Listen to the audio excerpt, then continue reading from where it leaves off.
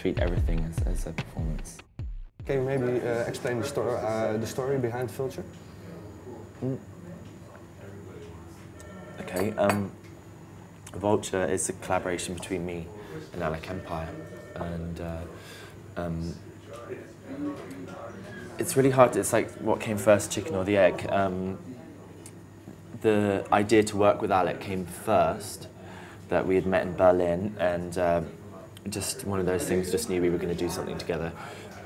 And when he finally sent through some beats and some synth noises, I knew immediately that it was triggering this experience I had in Los Angeles, kind of moment where I had reached, again, like I guess an American version of the all-time low that I was experiencing in London, where I'd just gone on that real, I hadn't seen anyone for like a week, and I just ended up in this kind of very hedonistic, satanistic kind of sex scandal, and it just felt so dirty afterwards.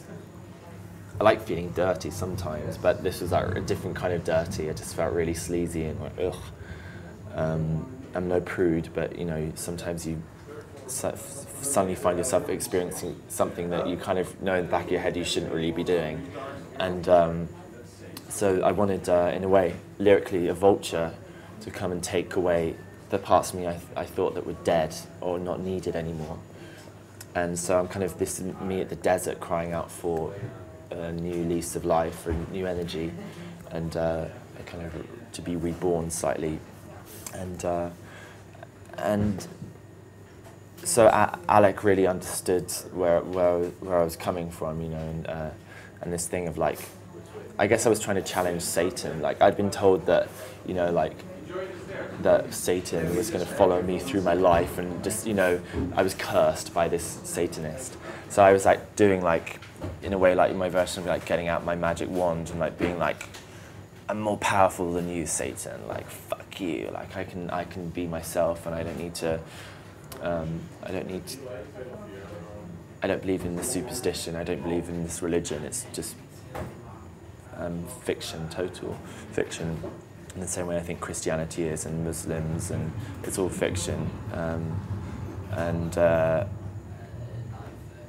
Alec, you know, his whole thing is not just 666. It's like 666, 6. So one up on Satan. So it's just a perfect collaboration. It worked.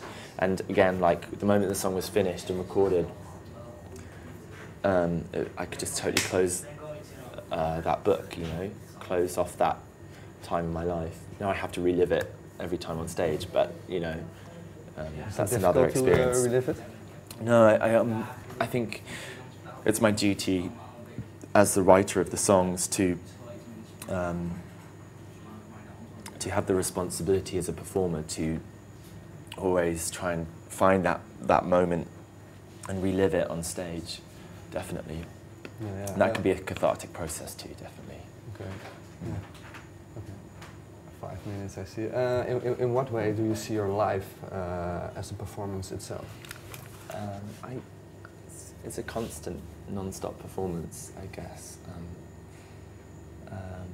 Even just, yeah, getting on an aeroplane or buying a sandwich, you know, and I treat everything as a performance.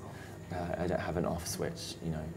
I have shy moments, but I am in general always performing, I think.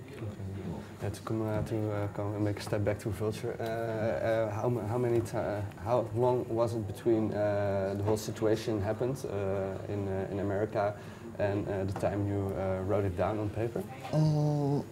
Well, I think I wrote the lyrics on my laptop that night or the day after. I mean, with either writing in my head or I'm writing in books or on the laptop.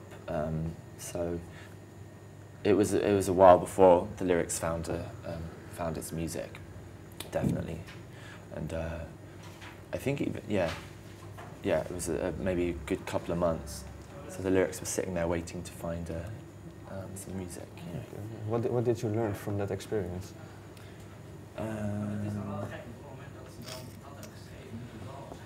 Don't talk to strangers too much. You know, don't. If you're gonna, what's that phrase? If you're gonna lie with dogs, or if you're gonna sleep with dogs, expect to have fleas.